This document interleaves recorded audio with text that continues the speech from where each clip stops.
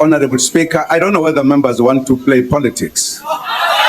Firstly, people every day say something about President Zuma in this country. Should I stand every day, take everybody to court? You say a lot of things about me. Should I do so? If I were you can take me to court. You can, no, he's answering you. In January 2024, at the ripe age of 82, Jacob Zuma staged a dramatic comeback, once again shaking up South Africa's presidential politics. Before this bold return, Zuma had led South Africa for nearly 9 scandal-ridden years until the ruling party forced him from office in 2018. A fierce critic of current ANC leader and President Cyril Ramaphosa, Zuma has been seeking political revenge ever since his resignation. To mark his re-entry into the presidential race, Zuma announced he would be leading a new party, the Umkhonto we Sizwe Party, or MKP for short. The launch of MKP sent shockwaves through the political landscape, with opinion polls indicating that the African National Congress, ANC, was set to lose its parliamentary majority for the first time since taking power in 1994. Zuma's MKP would allow him to regain significant political clout, even though he was accused by a judicial panel of being at the center of the plunder of $27 billion of taxpayer funds during his presidency. His jailing for contempt of court in 2021 sparked riots that claimed more than 300 lives. Despite his tarnished legacy, Zuma retains a cult-like following among his fellow Zulu speakers in his home province of KwaZulu-Natal, one of South Africa's key election battlegrounds. It truly boggles the mind that a leader who caused so much harm to South Africa and its economy still commands significant support. Since 2005, Zuma has faced a barrage of court trials and political scandals that would have sunk even the most resilient politicians. His tenure was marred by policy missteps, multiple no-confidence votes in parliament, and skyrocketing public debt. For years, a parade of witnesses came forward, each recounting tales of how state departments and companies were looted with the subtle nod of approval from none other than Jacob Zuma. This wasn't just petty theft, it was a grand-scale looting spree that, according to the government, allowed Zuma to siphon off over 500 billion rand. The man leading the judicial investigation into Zuma's actions, Judge Raymond Zondo, now the nation's Chief Justice, was unequivocal in his findings. Zondo's reports were clear and damning. Zuma's administration was the mastermind behind massive government corruption, placing Zuma's cronies in top positions and ensuring they secured shady but very lucrative contracts. Despite all the scandals, Zuma has consistently bounced back. He retains the ability to incite a crowd with traditional song and dance, maintaining a loyal follower base, especially in his Zulu heartland. It's almost as if he's living proof of the old saying, cats really do have 9 lives. Today, we delve into the main scandals, legal challenges, and criminal allegations that have followed ex-President Jacob Zuma over the past 2 decades, shedding light on how he managed to stay politically afloat despite the odds stacked against him.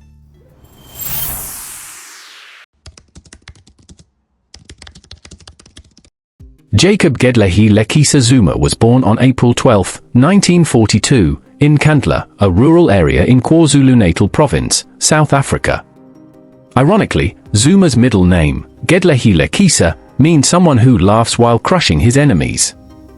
His father, Zuma, worked as a police officer, and his mother, Kisisa, was a domestic worker. Zuma's early life was marked by hardship and poverty, but these experiences shaped his resolve and commitment to political activism. From a young age, Zuma was drawn to the African National Congress, ANC. He joined the party in 1958 at just 16 years old, demonstrating an early dedication to the fight against apartheid. In 1962, he took a further step by becoming a member of Umkhonto we Sizwe, which when directly translated means, Spear of the Nation. Umkhonto we Sizwe was the military wing of the ANC, which was engaged in armed resistance against the apartheid regime. Zuma's activism soon led to significant personal sacrifice. In 1963, he was arrested alongside other members of Umkhonto we Sizwe and convicted of conspiring to overthrow the South African government. As a result, Zuma spent 10 years imprisoned on Robben Island, the same infamous facility where Nelson Mandela was held. After his release in 1973, Zuma did not abandon his struggle against apartheid. In 1975, facing increased repression, he fled South Africa and lived in exile for 15 years. During this period, he continued his work with the ANC, operating from various African countries, including Swaziland, Mozambique, and Zambia. Despite the challenges of living in exile, Zuma remained a crucial figure within the ANC, helping to coordinate the anti-apartheid movement from outside South Africa. Zuma's period of exile ended in February 1990, when President de Klerk lifted the ban on the ANC and other opposition groups. Zuma returned to South Africa as a seasoned and influential ANC leader, ready to continue his political career within the country. Jacob Zuma's momentous political career within the ANC and the South African government began in earnest after his return from exile in 1990. His first notable post was as the Deputy Secretary-General of the ANC, a position he assumed in 1991 during the party's first national conference after its unbanning. In this role, Zuma demonstrated his organizational skills and political acumen, contributing to the rebuilding of the ANC's structures within South Africa. His work in this capacity was instrumental in helping the ANC transition from a liberation movement to a governing party. Zuma's rise continued when he was elected as the ANC's national chairperson in 1994. This position increased his visibility and influence within the party, allowing him to play a critical role in the ANC's strategy and operations during South Africa's first democratic elections. In 1997, at the ANC's 50th National Conference in Mafeking, Zuma's political career took another massive leap when he was elected as the party's deputy president. This position was crucial as it set the stage for his eventual rise to the highest levels of government.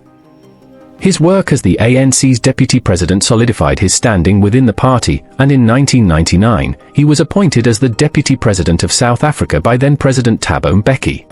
This role as deputy president of the country was pivotal in Zuma's political trajectory, providing him with substantial executive experience and national prominence, which eventually paved the way for his election as president of South Africa in 2009. You might wonder, if Zuma was so committed to the nation and its independence, when did the rot start? How did he get so scandalous? The cracks began to show as Zuma climbed higher up the political ladder. Despite his dedication to the anti-apartheid cause and his contributions to the ANC, his tenure as deputy president and later as president was plagued by controversies and allegations of corruption. So let's take a closer look at all the major scandals, legal challenges, and criminal allegations that have followed Jacob Zuma over the past 2 decades.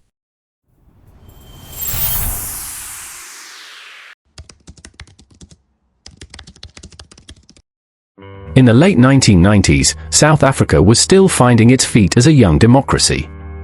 During this time, Jacob Zuma was implicated in a massive arms deal scandal. The newly democratic government, led by Nelson Mandela's ANC, decided to modernize its military with a hefty deal worth about $5 billion or 30 billion rand. This deal involved acquiring military hardware from European companies and was seen as a way to boost South Africa's post-apartheid armed forces. However, the deal quickly became controversial due to its timing and the immense social needs of the country, such as health and education, which were neglected in favor of military spending.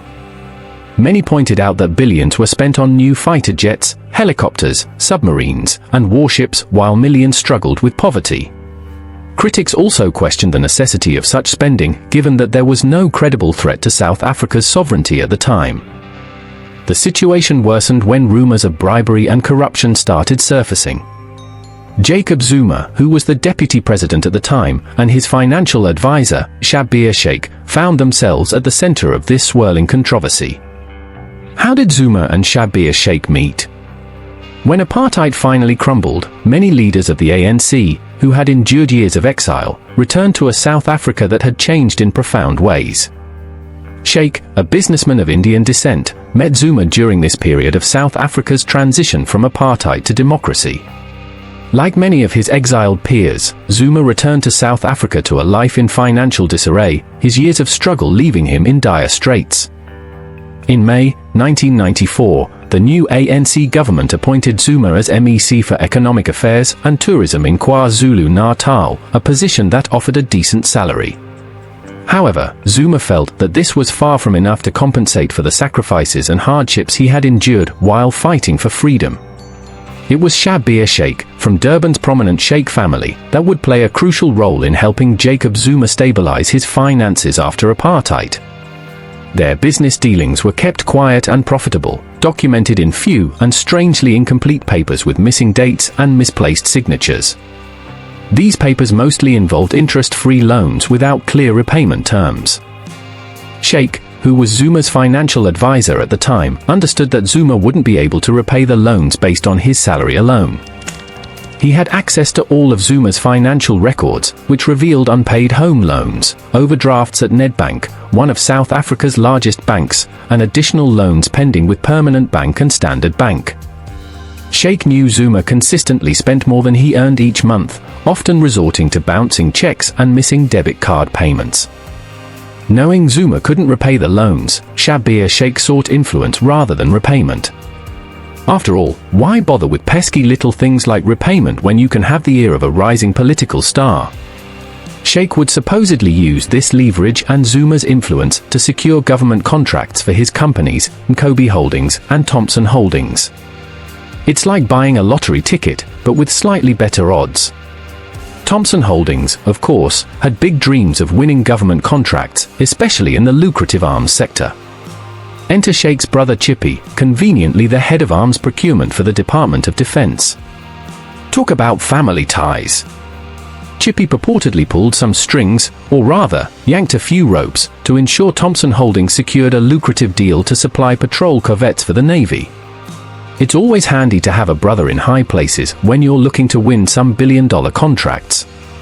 As the arms deal progressed, allegations of bribery and kickbacks emerged, leading to legal investigations. It was a classic case of follow the money, but with a South African twist. Sheikh, the savvy businessman and financial advisor to Zuma, found himself in the hot seat at the Durban High Court from October 2004. During the trial, Sheikh dropped a bombshell by admitting to fabricating qualifications and inflating business achievements. Talk about putting the creative in creative accounting. On June 8, 2005, Sheikh was sentenced to a whopping 15 years behind bars, primarily for allegedly soliciting a R500,000 bribe for Zuma. But he didn't serve the 15 years. Sheikh's tale took an unexpected turn when it was announced that he would be released on medical parole on March 3, 2009, after a mere 2 years and 4 months of his sentence. Despite accusations of Sheikh violating his parole, Sheikh managed to keep his golden ticket intact. Sheikh's downfall didn't just leave a mark on his own reputation, it set off a chain reaction that rattled what was left of Zuma's political journey. His close association with Sheikh led to Zuma being sacked as deputy president. The National Prosecuting Authority, NPA, then tried charging him with corruption and fraud, but the case was dismissed in 2006 on technical grounds, recharged in 2007, and dropped again before Zuma became president in 2009. Fast forward to Zuma's presidency, the arms deal scandal was the guest that just wouldn't leave. It lingered, haunting Zuma through his entire stint in office and even into retirement. In 2018, the National Prosecuting Authority, never one to let sleeping dogs lie, dusted off the case files once more and announced Zuma would face a litany of charges, including 12 charges of fraud, 1 of racketeering, 2 of corruption, and 1 of money laundering, related to the arms deal. Zuma denied it all, but hey, who doesn't love a good courtroom drama?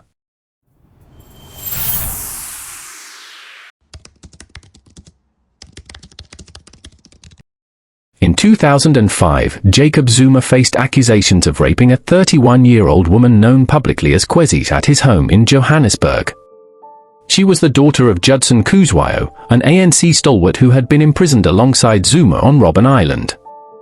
Tragically, Kuzwayo had passed away in a car crash when his daughter Kwesi was just 10 years old. Kwesi bravely alleged that on November 2, 2005, Zuma, whom she viewed as an uncle figure, had forcibly raped her in the leafy suburb of Forest Town. In response, Zuma claimed during the trial that Kwesi had seduced him, wearing only a kanga, a loose cloth traditionally worn by African women, and that their encounter was consensual. Throughout the trial, which lasted from March 6 to May 8 amid intense public scrutiny, hundreds, sometimes thousands, gathered outside the court in Johannesburg to support Zuma. Many, dressed in ANC attire, not only voiced their unwavering support for Zuma but also directed hatred towards Kwezi with disparaging and insulting placards, highlighting a deeply polarized public sentiment. During the trial, Zuma defended himself by making the controversial claim that he had taken a shower after intercourse to reduce the risk of HIV transmission, despite being aware of Kwezi's HIV-positive status. As you can imagine, this statement sparked widespread condemnation, particularly since Zuma held influential positions in the National AIDS Council and Moral Regeneration Campaign. The aftermath of the trial was deeply distressing for Kwezi. When her identity was revealed, her home in Durban was set ablaze by Zuma supporters, forcing her into exile. She sought asylum in the Netherlands, where she lived for many years before returning to South Africa shortly before her untimely death in 2016. Kwezi's passing prompted a period of soul-searching within South Africa, with the ANC Women's League issuing a statement mourning her death.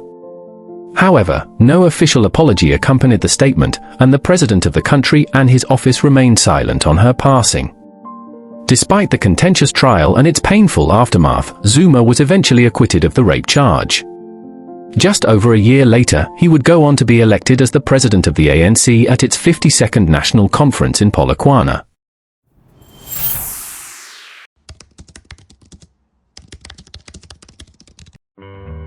Thabo Mbeki, then president of South Africa and ANC president, had a strained relationship with Zuma. We now already know that in 2005, Mbeki had already dismissed Zuma from his position as deputy president due to the arms deal scandal and corruption allegations associated with Schabir Shaik. This decision to fire Zuma only deepened the rift between Mbeki supporters and those loyal to Zuma within the ANC. Every 5 years, the ANC holds a national conference to elect its leadership. The 2007 conference was crucial because it marked a considerable challenge to Mbeki's leadership.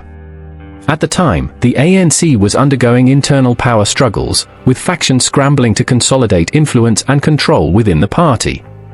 It was a free-for-all of maneuvering and backstabbing, where everyone wanted the best seat at the political poker table.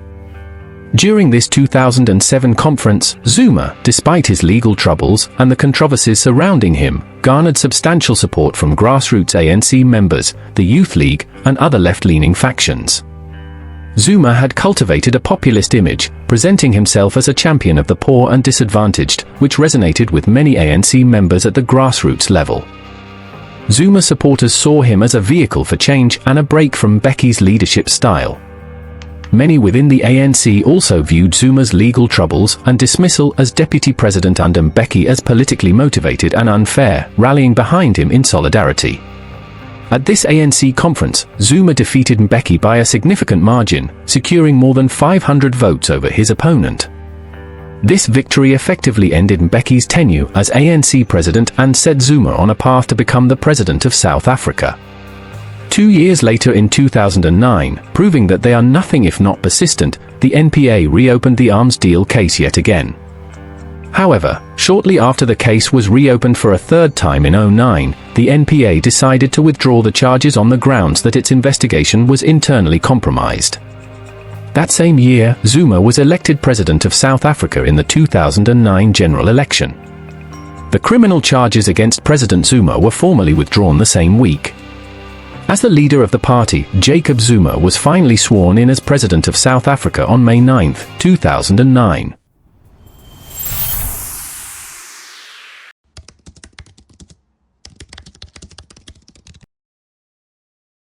Barely a year into his presidency, Zuma was back in the spotlight for all the wrong reasons. As South Africa geared up to host the 2010 FIFA World Cup, news of yet another scandal broke, this time involving the daughter of Nkandla, the owner of the Orlando Pirates football club. In true soap opera fashion, Zuma confirmed the rumors. He had fathered a child with 39-year-old divorcee Nkandla Nkandla. It seems Zuma was determined to make headlines both on and off the political field. In a plot twist worthy of a daytime drama, Jacob Zuma added another feather to his cap, or rather, another branch to his family tree, with the birth of his 20th child, from his affair with Nkandla, just 3 months before his 5th wedding. of Nkandla, feeling utterly betrayed by his so-called friend, was not amused. Zuma, keeping with Zulu customs, made a payment of damages to Nkandla's family for the out-of-wedlock child. This move did little to appease HIV/AIDS activists who were vocal in their criticism, and some voices even called for Zuma to be ousted. Already juggling 3 wives, Zuma found himself in the awkward position of having to apologize publicly for his indiscretions. The ANC, which had sternly told him to avoid sex scandals after his rape trial, was understandably livid.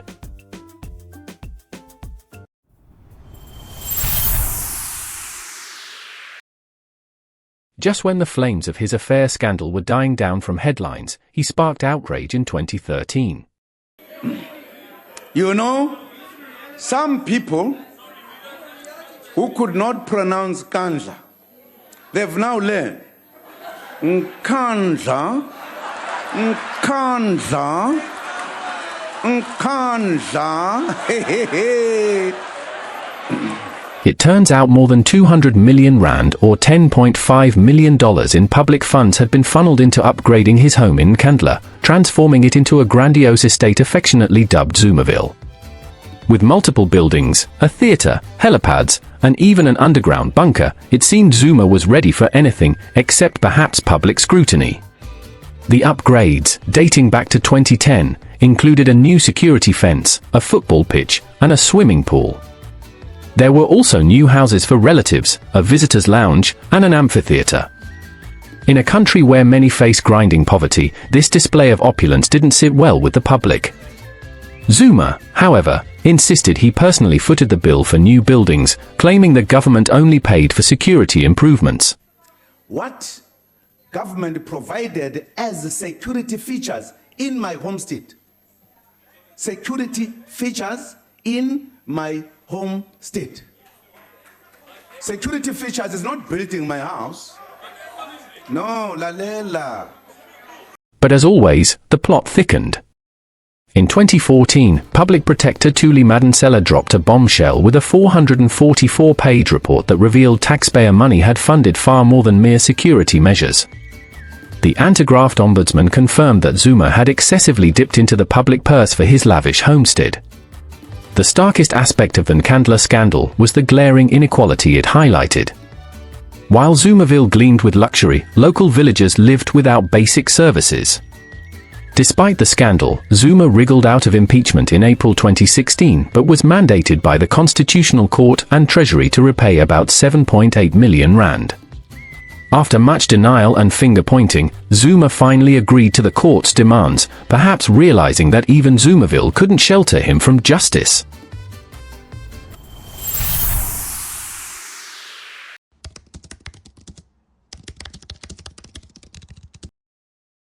Zuma's re-election campaign in 2014 was a masterclass in political theatre. The Nkandla scandal? Old news. Against this scandalous backdrop, you'd think voters might seek change. But Zuma supporters, perhaps captivated by his promises or resigned to the lack of better alternatives, turned out in droves. It was as if they collectively shrugged and said, well, at least we know what we're getting. Despite the public backlash and opposition parties' attempts to milk the Zuma'ville scandal for all it was worth, the ANC won a comfortable 62% majority in the May 2014 general elections. Zuma was re-elected for a second term. Imagine the sheer audacity, or is it brilliance, of being re-elected after a scandal like Nkandla. As the outrage over Nkandla's extravagant upgrades reached a fever pitch, Zuma finally issued a public apology. In a move that some might call too little, too late, he expressed regret for the misuse of taxpayer funds. But apologies in politics can sometimes be mere formalities, and Zuma's was no exception. The apology wasn't enough to calm the storm. The opposition parties, the Democratic Alliance, DA, and the Economic Freedom Fighters, EFF, pounced on the opportunity to initiate impeachment proceedings. They claimed Zuma's actions were a gross violation of public trust and demanded his removal. The stage was set for a dramatic parliamentary showdown. The opposition, fueled by outrage and legal arguments, pushed for a vote of no confidence. Surely, this was the end of Zuma's tumultuous presidency. But Zuma, the ultimate political Houdini, had other plans. In a move that left critics scratching their heads and supporters cheering, Zuma once again displayed his knack for dodging political bullets. The vote of no confidence failed to pass, thanks to the unwavering support of his loyalists within the African National Congress, ANC. The Zulu man with 9 lives had survived yet again.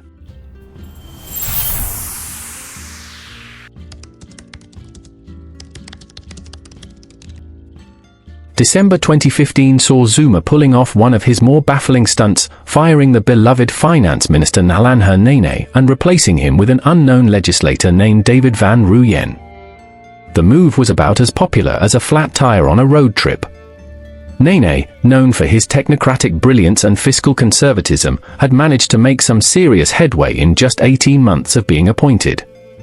He stood firm against wasteful government spending, questioned public servant salary increases, opposed a bailout for the national airline, and denied the president a new private jet. Clearly, Nene's practical approach didn't sit well in the corridors of power. The sudden appearance of Van Rooyen, a complete unknown, set off a nationwide outcry. Zuma, perhaps realizing he'd poked the hornet's nest, swiftly replaced Van Rooyen with the experienced Pravin Gordhan. But just when you thought sanity had prevailed, Zuma flexed his presidential muscles again in March and ousted Gordhan, further shaking investor confidence and leading to South Africa's credit rating being downgraded to junk by 2 ratings agencies.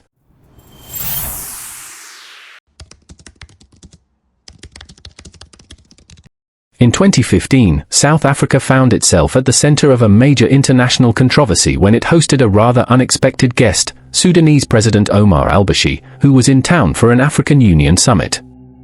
Imagine the scene: one of the world's most feared dictators, wanted for war crimes over the conflict in Darfur, strolling into Johannesburg. Darfur had been in conflict since 2003, when ethnic minorities took up arms against Bashir's Arab-dominated government. The ICC had accused Bashir, who had been president of Sudan since 1993, of crimes against humanity, 10 charges of war crimes, including 3 of genocide in Sudan's western Darfur region. The fact that he had never been tried for those crimes and had successfully traveled to several countries including Saudi Arabia, Kenya, and the Democratic Republic of Congo was an ongoing stain on the International Criminal Court's record and an insult to the victims of atrocities in Darfur. As a judicial institution, the ICC does not have its own police force or enforcement body, thus, it relies on cooperation with countries worldwide for support, particularly for making arrests, transferring arrested persons to the ICC detention center in The Hague, freezing suspects' assets, and enforcing sentences. Therefore, to aid in his capture, an ICC statement was sent to South Africa. In fact, the ICC had instructed the country's officials to spare no effort in detaining him. But instead of a dramatic capture, Bashir was greeted by South African officials. No red carpet, no marching band, just a low-key arrival that left journalists scratching their heads, wondering if Bashir had actually made it into the country.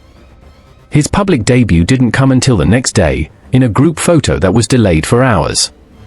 Despite the ICC's request for South Africa to spare no effort in detaining him, Bashir left the country unimpeded, flying out from a military airport to ensure his safe passage. This move, naturally, triggered an international outcry.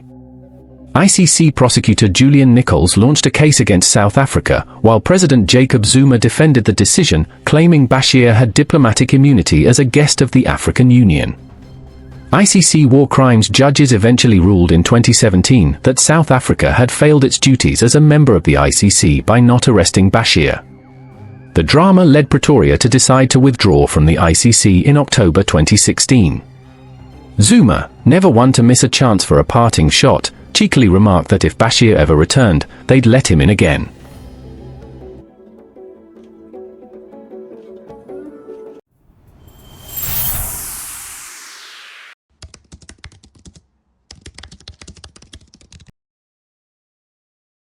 In the ever-dramatic saga of Jacob Zuma's presidency, 2017 brought us Guptagate, a scandal so juicy it could have been ripped from a political thriller.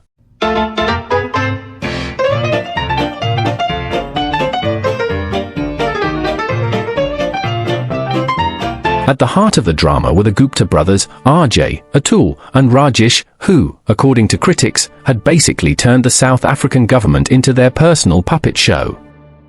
Zuma's cozy relationship with the Guptas had been under the spotlight for years, but it burst into full view when senior government officials started spilling the beans about the Guptas offering up cabinet positions as if they were party favors. The outrage peaked when the Guptas used the top-security Waterkloof air base to land a plane full of wedding guests in 2013, because why not turn a military base into your personal airport? Between 2013 and 2017, more reports of the Guptas' influence piled up, leading to protests dubbed Zupta Must Fall. Zupta must fall! Zupta must fall! Zupta must fall! Zupta must fall! Julius Malema, never one to mince words, claimed the Guptas had such a stranglehold on South Africa that they were like a colonial power, with Zuma as their head lackey. Even then Deputy President Cyril Ramaphosa added to the drama with his vague warnings about state capture, adding a cryptic layer to the already convoluted mess. The climax came in May 2017 with the leak of incriminating emails, painting a vivid picture of the Guptas' deep-rooted manipulation of the government. These emails were the receipts, showing everything from lavish trips for officials to the Guptas allegedly preparing a second home for Zuma in Dubai. Zuma, in his usual style, denied everything, but the evidence spoke volumes. Despite the overwhelming evidence and public outcry, Zuma clung to power, proving that in the twisted world of South African politics, the more things change, the more they stay the same.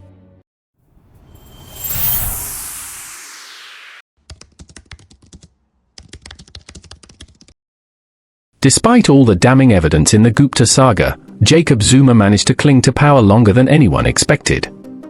By February 2018, however, Zuma finally found himself cornered.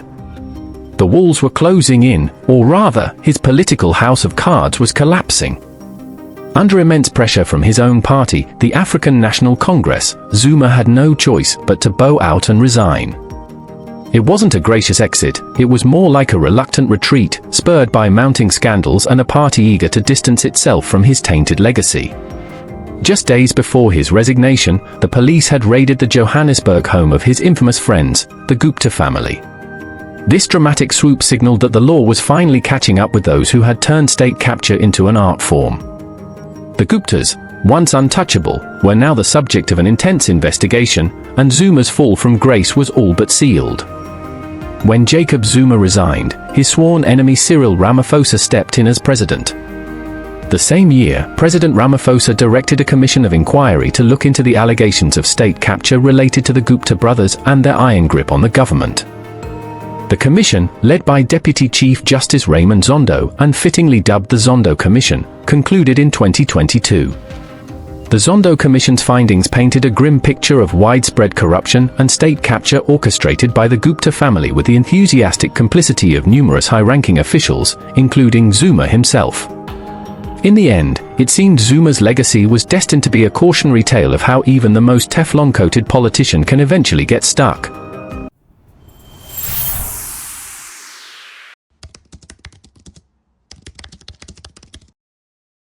You'd think that Zuma's resignation would bring an end to his scandals. But, of course, it didn't. Once he was no longer in power, his legal woes only got worse. By 2021, Zuma found himself back in court, facing trial for the infamous 1999 arms deal. On top of that, the Zondo Commission was investigating the extensive corruption and state capture during his presidency. In true Zuma fashion, he made multiple attempts to dodge court appearances for the Zondo investigations, even refusing to provide testimony. His defiance reached a climax when he outright ignored court orders to appear before the commission. This blatant disregard for the law led South Africa's Constitutional Court to find Zuma guilty of contempt of court in June 2021, sentencing him to 15 months imprisonment. Despite frantic appeals by his legal team, every bid to overturn or delay the sentence was denied.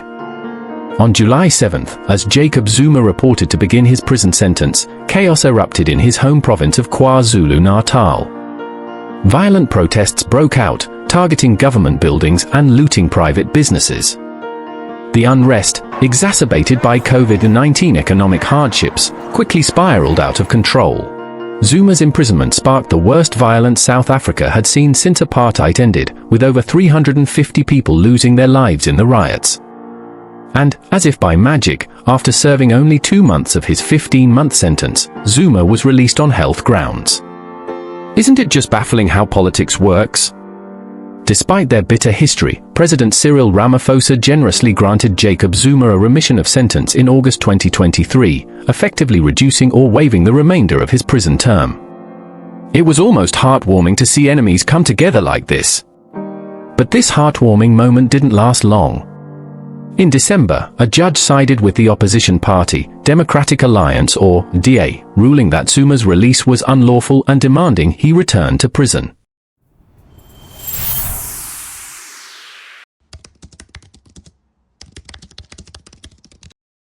In August 2023, after a brief stint back in prison, Zuma was out and about again, thanks to a convenient government amnesty program aimed at easing overcrowding. Critics, of course, were quick to point out that President Ramaphosa was the one who engineered the release. But Zuma wasn't about to start singing Ramaphosa's praises anytime soon. Upon his release, Zuma wasted no time launching a scathing attack on the ANC in December 2023, with Ramaphosa getting most of the heat. And just to keep things interesting, Zuma announced in December 2023 that he would be backing a new party known as the MK Party. Not content with just being a supporter, Zuma later revealed he would be its new leader. MK's name, which translates to Spear of the Nation or Umkhonto we Sizwe in Zulu, if you recall, was also the name of the ANC's armed wing from the apartheid era. The ANC tried to prevent its rival from using that name and branding, but unsurprisingly, their attempt failed. And, in true Zuma style, the MK Party boasted on Facebook that they had signed up a whopping 1 million members within just 48 hours of launching. Talk about hitting the ground running.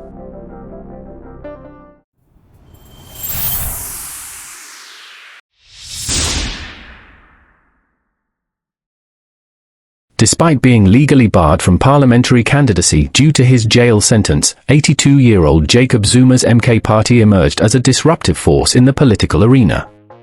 Although the country's highest court had ruled him ineligible to run for parliament in 2024, Zuma's photograph still adorned the ballot papers as he was MK's registered leader. The ANC, long associated with Nelson Mandela's legacy, had comfortably governed South Africa since the end of apartheid in 1994. However, its 3-decade dominance came to a surprising end during the May 29, 2024 national election, a significant turning point for the nation. After all the ballots were counted, the ruling African National Congress, ANC, received only 40.18% of the votes, falling well short of a majority.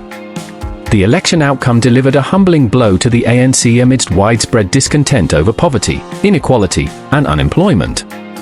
Voters had signaled their dissatisfaction by significantly reducing the ANC's share of the vote, marking a notable shift in the country's political landscape. As soon as it lost its majority, the ANC leadership, including President Ramaphosa, immediately began strategizing the way forward.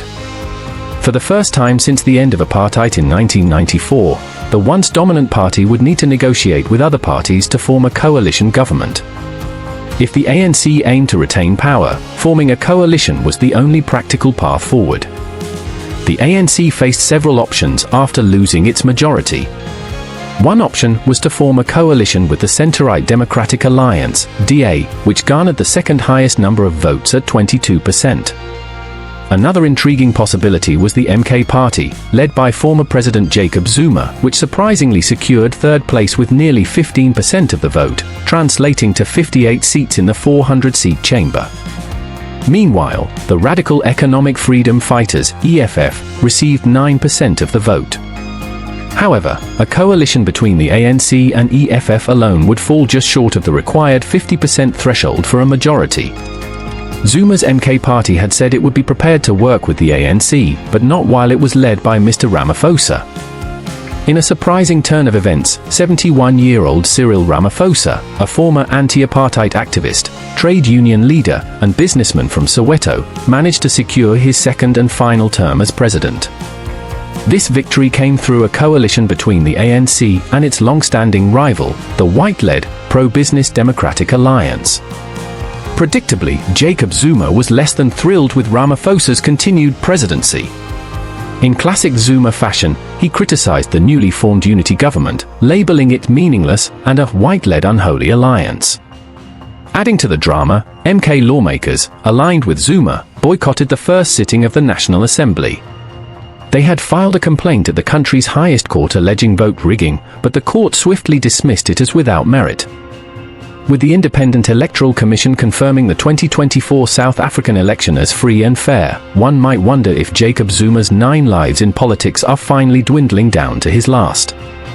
Or does he have another surprise comeback planned?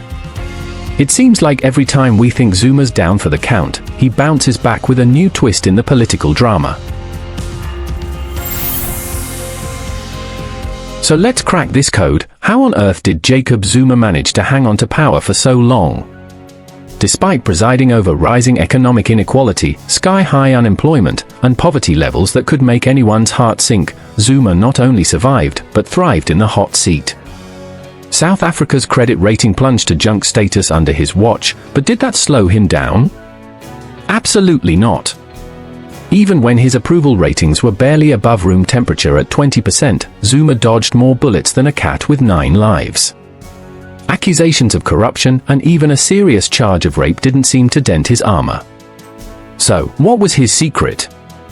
Well, it certainly helps when you've got friends in high places and can play the political game better than anyone else. Zuma had a knack for keeping his allies close and his critics guessing. Plus, nothing beats a bit of populist charm, especially when you're adept at rallying the base and keeping them on your side. And let's not forget the art of distraction. Amid scandals and economic woes, Zuma somehow managed to keep the spotlight shifting elsewhere. Whether it was internal party squabbles or a well-timed international summit, he always had a card up his sleeve. Plus, as we've witnessed, Zuma was no stranger to controversy during his lengthy presidency. There were numerous attempts from the National Assembly to oust him in recent years, 8 in total. So why did these efforts fail? Most of these attempts were spearheaded by opposition parties. In the world of politics, party discipline can be a powerful force. Few ANC members were willing to break ranks and openly defy Zuma. This political loyalty within the ANC ranks provided a protective shield around him, shielding him from relentless storms of criticism and condemnation. While opposition parties screamed for his removal, ANC members largely stood firm, at least publicly, behind their embattled leader. Another factor that allowed Zuma to stay in power for so long was South Africa's unusual electoral system and the party dynamics that interplay with it. Before 1994, South Africa used a voting system where the candidate with the most votes in each area won, similar to how elections work in the UK, as well as many other African countries. This often led to one dominant party getting all the power, even if they didn't win a majority of votes nationwide. In 1994, South Africa changed its electoral system. Now, instead of voting directly for the head of state or individual candidates, people vote for political parties.